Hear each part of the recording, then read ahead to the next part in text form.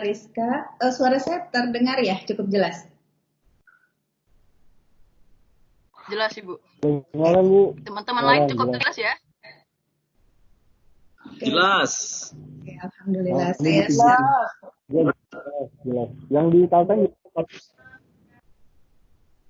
Oke, di Kalimantan Tengah jelas. Baik. Slide-nya bisa terlihat, Bapak Ibu? Terlihat, Bu. Belum, baru Oke, aja yang baik. kelihatan. Baik. Saya mulai ya, Bapak Ibu. Ya, bismillahirrahmanirrahim. Assalamualaikum warahmatullahi wabarakatuh. Selamat pagi Bapak, Ibu, dan rekan-rekan semua. Salam sejahtera untuk kita semua. Kepada Pak Didik, Pak Roni, Pak Dian Sugiharto, Ibu Mutia, dan juga Mbak Rizka, terima kasih banyak atas kesempatan yang diberikan kepada saya untuk bergabung di dalam webinar PT Adaro hari ini. Semoga pertemuan kita hari ini diberkahi oleh Allah Subhanahu wa taala ya. Kita bersilaturahmi, kemudian kita saling berdiskusi mengenai apa yang sama-sama kita pahami ya mengenai respiratory protection program di pertambangan. Mungkin nanti silahkan Bapak Ibu selain bertanya mungkin bisa juga memberikan masukan kepada saya. Sebelum dimulai, saya juga ingin mengucapkan selamat Idul Fitri 1441 Hijriah untuk Bapak Ibu yang merayakan. Meskipun baru berjumpa hari ini, tapi saya seperti Pak Didik tadi ingin kita sama-sama berdoa semoga ibadah Ramadan kita diterima dan juga semoga kita dipertemukan kembali dengan Ramadan di tahun mendatang. Baik. Oke. Tadi sudah diperkenalkan selintas oleh Mbak Rizka siapa saya ya, kurikulum vitae-nya sudah dibacakan. Jadi sehari-hari saya adalah dosen dan peneliti di Departemen Keselamatan dan Kesehatan Kerja Fakultas Kesehatan Masyarakat Universitas Indonesia. Selain itu juga saya diberikan amanah oleh Asosiasi Profesi Indonesian Industrial Hygiene Association atau IIHA sebagai current president. Kemudian nanti saya akan jelaskan sedikit apa itu IIHA. Pendidikan saya tadi sudah dijelaskan juga oleh Mbak Rizka dari S1-nya dari Kimia, FMIPA UI, kemudian S2 saya mengambil Master of Occupational Health and Safety, University of Adelaide, kemudian untuk S3 saya mengambil Environmental Health and Risk Management. Nah, mengenai IIHA, saya sangat bahagia bisa memperkenalkan IIHA kepada Bapak Ibu semua, karena asosiasi profesi kami ini adalah asosiasi yang bersifat non-profit dan juga non-government.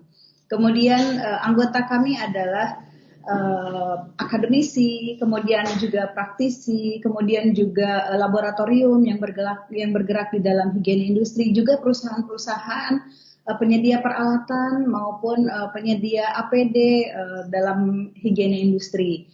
Kami memiliki sekitar 200 anggota. Jadi kami berdiri pada tanggal 14 Januari 2016. Kemudian di tahun 2017 IIHA sudah menjadi anggota dari International Occupational Hygiene Association atau IOHA yang basisnya di US.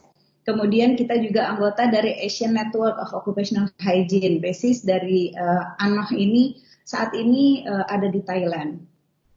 Kemudian kedudukan dari kantor IIHA saat ini masih numpang nih ceritanya di kampus FKM UI karena memang pengurus dan dewan pembina lebih banyak di kampus FKM UI. Dan Ibu Mutia adalah salah satu pengurus juga di IIHA gitu. Mungkin nanti kalau ada pertanyaan terkait IIHA bisa langsung bertanya ke Ibu Mutia.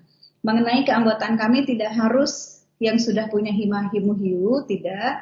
Jadi yang belum tersertifikasi juga apabila memang ingin bergabung dengan IIHA, kami sangat terbuka. Silahkan, kita sama-sama belajar ya. Dan asosiasi IIHA ini adalah asosiasi yang non-profit ya, tadi saya sampaikan. Jadi kalau Bapak Ibu ingin tahu ada presiden yang nggak digaji, nggak dibayar, itu adalah saya ya, presiden IIHA. Baik, itu mungkin sekilas mengenai IIHA. Pada kesempatan hari ini saya sangat senang sekali bisa bersilaturahmi dengan Bapak Ibu, kemudian kita bisa sharing ya. Saya akan sedikit memaparkan beberapa materi terkait dengan satu pendahuluan kenapa respiratory protection ini sangat penting. Kemudian yang kedua adalah apa itu respiration hazard, ya, respiratory hazard. Kemudian yang ketiga hierarchy of control, metode pengendalian untuk menciptakan udara kerja yang bersih itu seperti apa. Kemudian selanjutnya adalah lebih ke mengerucut ke respiratory protection. Tanggung jawab siapa sih respiratory protection ini? Dan elemen-elemennya apa? Bagian-bagian dari respiratory protection program itu seperti apa? Oke, saya lanjutkan. Sebagai pendahuluan, mungkin kita diskusi dulu mengenai anatomi dan fisiologi sistem respirasi. Jadi sistem respirasi ini adalah sistem pernafasan, ya Bapak Ibu. Gambarannya paru-paru kita ini bisa dilihat di sana, ini gambaran paru-paru yang sangat ideal, ya, terlihat sangat sehat, sangat bersih dari warnanya, ya. Kemudian, oke, halo. Kemudian paru-paru kita ini ada dua sisi, ada paru-paru kiri, ada paru-paru kanan. Oke. Nah, ini tadi orang upgrade ya, upgrade ya. Mana pokoknya? Iya. Baik. Mungkin Mbak hostnya bisa minta tolong aja untuk partisipannya yang lain. Tadi kan ada slide presentasi. Video. Iya. Baik.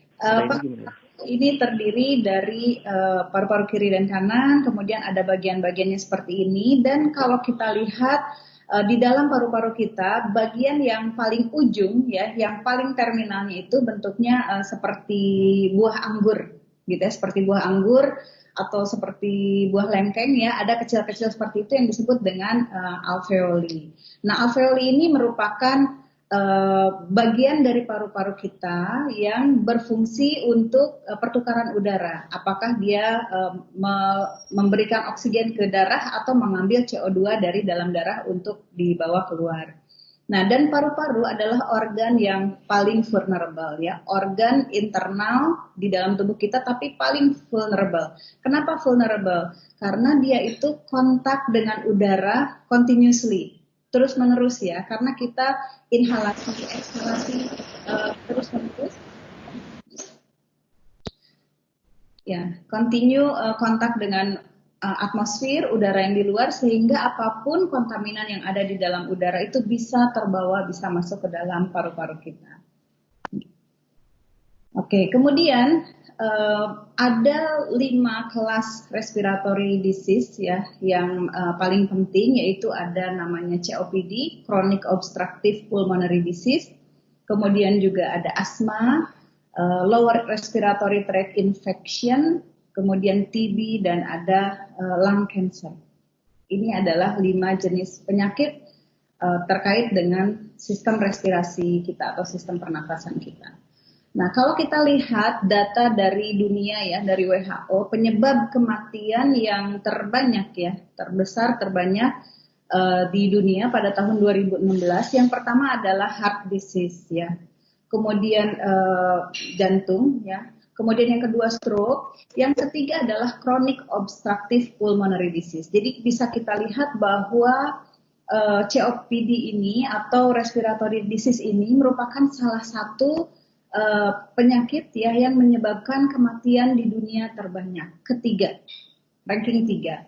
Kemudian yang ranking yang keempatnya adalah lower respiratory infection, yaitu infeksi saluran pernafasan bagian dalam. Mungkin yang saat ini kita kenal COVID-19 itu juga part dari lower respiratory infection. Selain itu bisa kita lihat lagi di bawahnya ada trakea, bronchus, lung cancer. Ini juga merupakan penyakit terkait dengan sistem respirasi. Jadi respiratory disease merupakan salah satu penyakit yang bisa kita katakan sangat serius, ya, dan kita harus bisa mencegah. Nah, kemudian kita lihat datanya dari WHO 2017 bahwa ada 65 juta orang menderita COPD dan setiap tahun ini ada 3 juta kematian akibat COPD.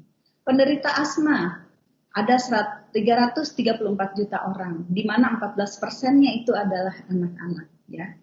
Kemudian juga pneumonia, jutaan orang menderita pneumonia, TB dan sebagainya. Lung cancer, ya, lung cancer atau kanker paru ini menyebabkan kematian 1,6 juta kematian per tahun. Dan kanker paru ini merupakan kanker yang paling mematikan, gitu ya. Jadi kalau seseorang sudah teridentifikasi kanker paru, itu bisa dikatakan sudah dekat ya. Nah, dan kemudian lung cancer ini kita sangat ketahui banyak sekali penyebabnya ya, dan juga respiratory system kita ini terekspos dengan berbagai macam kontaminan ya, termasuk mungkin salah satunya adalah kebiasaan merokok gitu, di mana merokok ini dapat meningkatkan risiko ya terjadinya lung cancer. Baik Bapak Ibu, saya ingin mengajak Bapak Ibu semua kita sama-sama belajar atau mengambil hikmah dari apa yang terjadi pada pekerja tambang di US. Seperti yang kita ketahui bahwa K3 itu kita selalu mengambil lesson atau pelajaran dari kasus-kasus yang terjadi dari tempat lain supaya tidak terjadi di tempat kita. Nah, jadi di US NIAS CDC melakukan penelitian terkait dengan Coal Workers Pneumoconiosis atau CWP, di mana CWP ini kalau di dalam pendataan sertifikasi kematian ya di US termasuk dalam ICD-10. Seperti yang kita semua pahami bahwa risiko itu adalah perkalian gitu ya, perkalian dari konsekuensi dan perkalian dari exposure. Oleh karena itu di dunia orang yang kita sama-sama menggali atau mempelajari tentang risiko, ada dua grup peneliti. Ada peneliti yang fokus menilai konsekuensi, ada peneliti yang juga sibuk atau melakukan penelitian tentang exposure. Jadi ada dua grup tadi, nanti kita akan lihat ada data penelitian tentang terkait konsekuensi, ada data penelitian terkait exposure. Nah, untuk konsekuensinya, saya mungkin akan memperkenalkan ke Bapak Ibu semua terkait statistik ya, statistik yang digunakan untuk menilai konsekuensi akibat CWP tadi, yaitu YPLL ini Pak. YPLL ini kepanjangan dari Years of Potential Life Loss to Life Expectancy. Apa itu? Jadi YPLL ini menggambarkan ukuran prematur mortality atau kematian prematur gitu. Misalnya life expectancy kita 80 tahun. Terus seseorang meninggal di usia 60 tahun. Maka YPLL-nya adalah 85 dikurang 60 atau 20 tahun. Gitu ya. Nah, statistik YPLL ini untuk menggambarkan konsekuensi merupakan statistik dalam public health gitu. Jadi saya mungkin Bapak Ibu ada yang baru dengar apa itu YPLL gitu ya. Jadi ini merupakan suatu ukuran statistik di public health. Ya, selanjutnya. Nah, penelitian dari CDC NIAS melihat tentang mortality atau kematian akibat CWP atau black lung disease ya. Jadi CWP ini ada sinonimnya juga adalah black lung disease atau penyakit paru hitam gitu ya. Di penelitian ini dilakukan pada tahun 1999 sampai 2016. Jadi dalam rentang 17 tahun, angka-angka kematian di 17 tahun tersebut dievaluasi, diteliti oleh CDC NIAS. Kemudian yang ditemukan oleh CDC NIAS adalah ada lebih dari 4.000 kematian akibat CWP ya, dengan total YPLL-nya 38.358. Jadi tadi saya jelaskan bahwa YPLL ini adalah life expectancy dikurangi usia kematiannya. Di total dari 4.344 kematian ini diperoleh 38.358 YPLL untuk usia di atas 25 tahun. Kemudian diteliti lebih jauh, yaitu untuk rentang usia 25 sampai 64 tahun, kematian yang terjadi pada rentang usia tersebut, which is adalah mereka yang aktif bekerja, gitu ya, yang sedang produktif. Terjadi 369 kematian. Dan total YPLL-nya dari 369 kematian tadi adalah 2.707 akibat CWP. Nah, kemudian ada istilah min per descendant, itu adalah rata-rata pengurangan usia hidupnya ya, rata-rata pengurangan prematur mortality-nya tadi. Kalau untuk rentang usia 25 sampai 64 tahun, ternyata pengurangan waktu hidupnya itu rata-rata sekitar 7,3 tahun. Gitu. Nah, kemudian statistik ini juga menunjukkan ada penurunan YPLL dari tahun 99 ke 2007. Artinya orang hidup lebih panjang gitu ya. Kemudian namun untuk YPLL 65 yaitu YPLL mereka yang produktif tadi tidak ada penurunan. Kemudian min per descendant atau rata-rata pengurangan usia atau rata-rata prematur mortality-nya memperlihatkan data yang menarik gitu. Pada tahun 95 rata-rata pengurangan usia hidupnya itu sekitar 65 tahun. Kemudian 2002 menjadi 4,3 tahun. Artinya dia semakin lebih lama ya hidupnya. Kemudian tahun 2005 malah terjadi suatu kejadian yang mengejutkan di mana min per descendant-nya atau pengurangan waktu hidupnya itu sampai 8,9 tahun. Justru meningkat tajam. Kemudian di tahun 2016 dari 2005 ke 2016 menurun sedikit demi sedikit dan di 2016 pengurangan waktu hidupnya atau min per descendant YPLL 65-nya ini menjadi 6,5 tahun.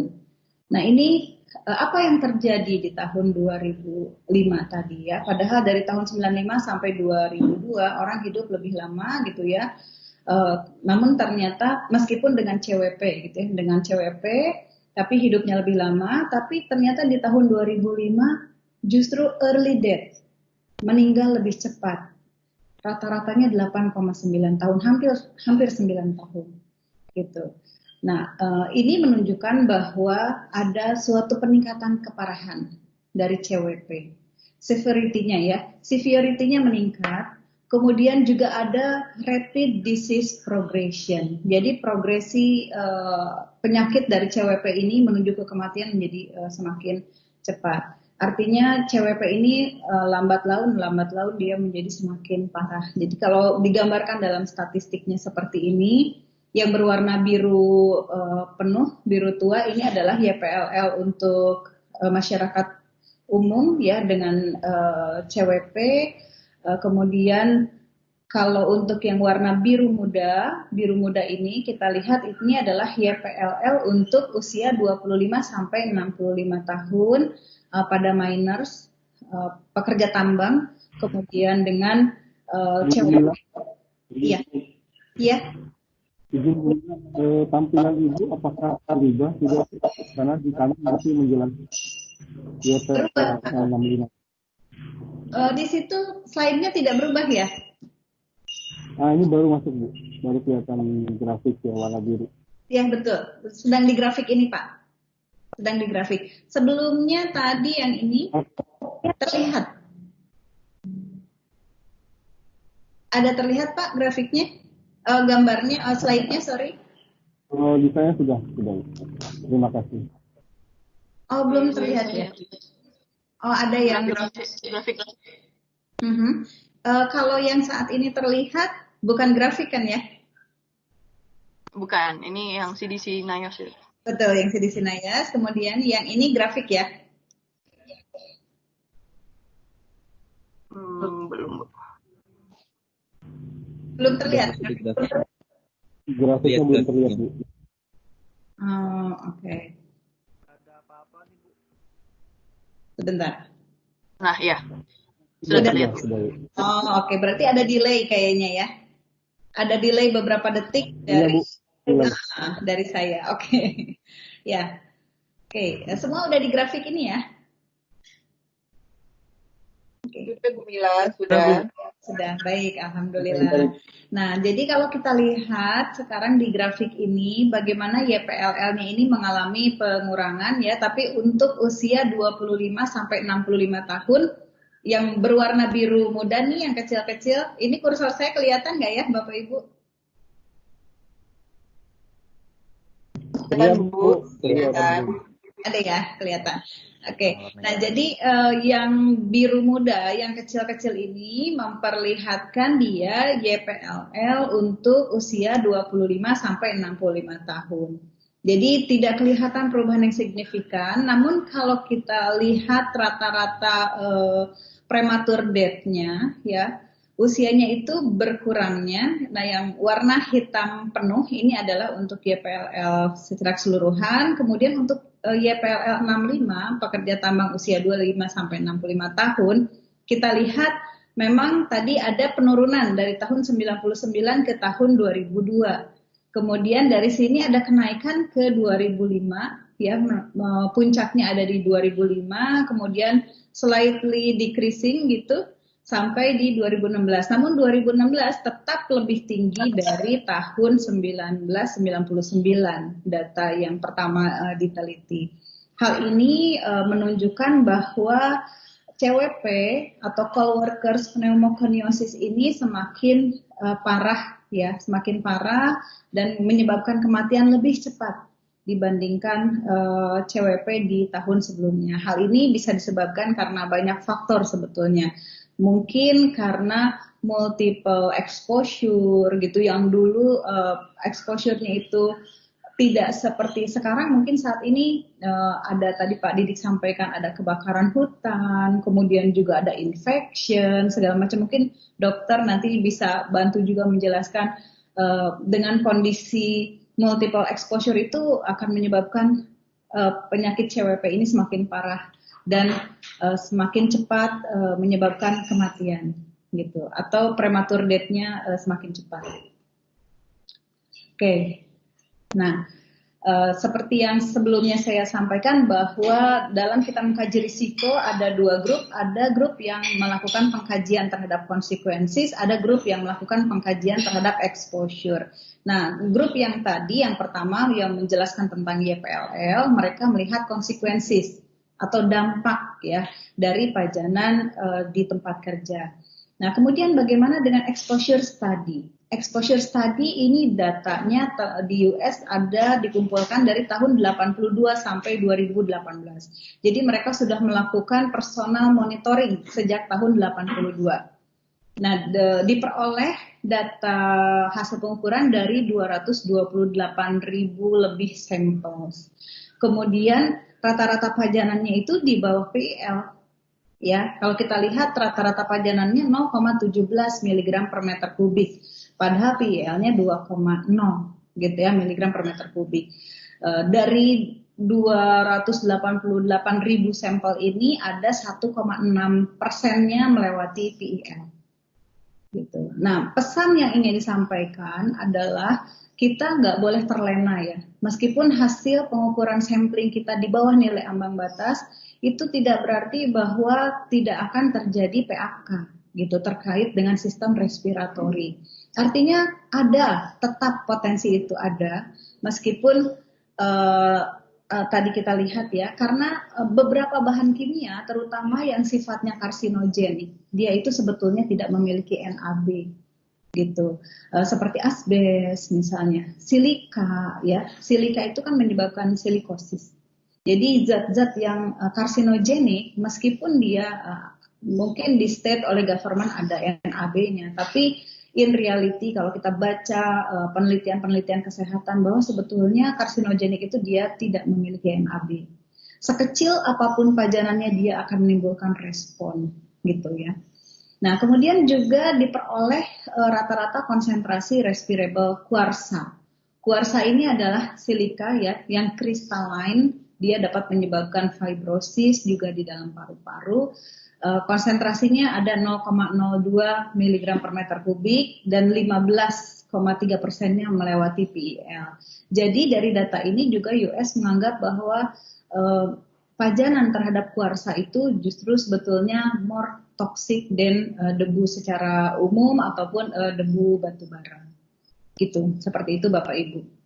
Jadi mungkin pesan yang ingin saya sampaikan di sini adalah do not take our breathing and our respiratory health for granted. Jadi jangan kita sia-siakan nikmat bernafas dan juga nikmat kesehatan dari sistem respirasi kita, ya, karena kelalaian kita dalam melakukan pengelolaan terhadap respiratory protection program. Gitu. Mungkin itu sebagai pendahuluan yang ingin saya sampaikan. Dan pada saat kita, mungkin banyak di antara kita Bapak Ibu juga yang merupakan staff ya atau bagian dari HSE.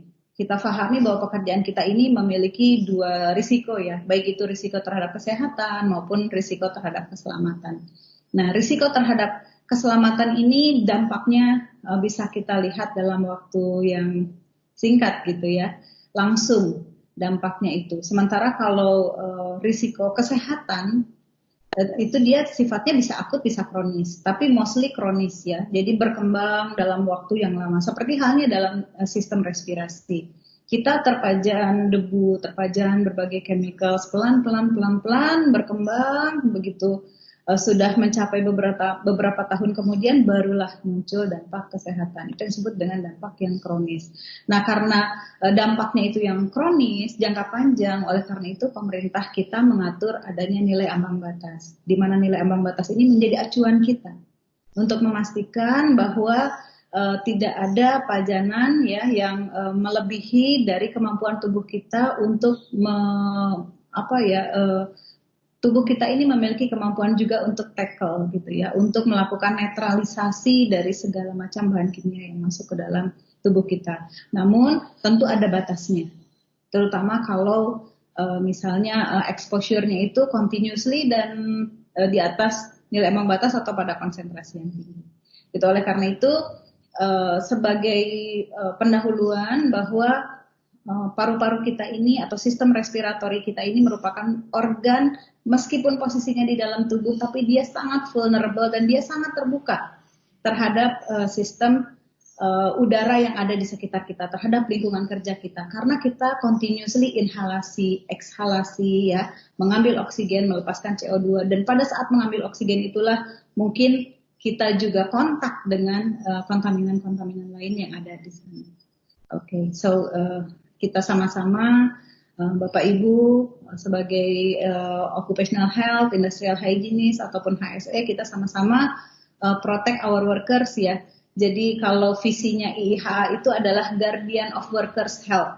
Jadi IIHA ini kita memiliki misi, memiliki niat untuk menjadi guardian, penjaga kesehatan pekerja. Oke. Mungkin sebagai pendahuluan seperti itu, Bapak Ibu silakan kalau ada yang mau ditanyakan terlebih dahulu.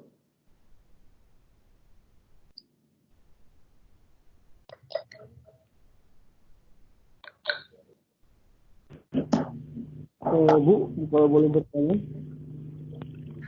Iya, silakan Pak.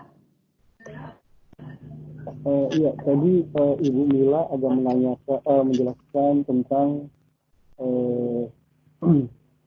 adanya asbes, silika, kuarsa gitu ya. Iya. Tapi di dalam kehidupan sehari-hari itu munculnya di benda seperti apa sih, Bu? Oke. Yang saya temukan. Iya. Terima kasih, Bu. Baik, ya.